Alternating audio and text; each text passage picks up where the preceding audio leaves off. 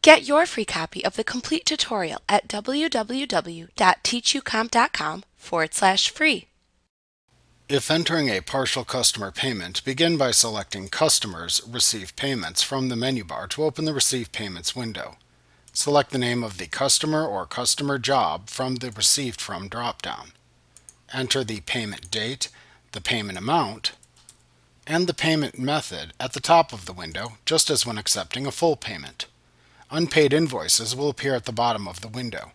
If you want QuickBooks to attribute the payment to anything other than the oldest invoice, click the Unapply Payment button that appears in the main tab of the ribbon at the top of the window to clear the checkmark or checkmarks from the selected invoice or invoices.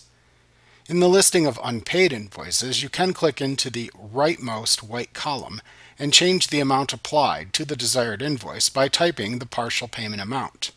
In QuickBooks, entering a partial payment also lets you select either the Leave This as an Underpayment or Write Off the Extra Amount option buttons at the bottom of the screen. You may want to use this feature to write off the extra amount if a customer accidentally shorted you by a small amount that is not worth rebilling. By default, though, Leave This as an Underpayment is selected, and you will be able to receive payments on that invoice again in the future.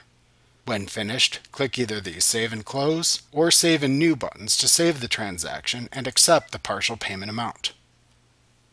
Like what you see? Pick up your free copy of the complete tutorial at www.teachucomp.com/free.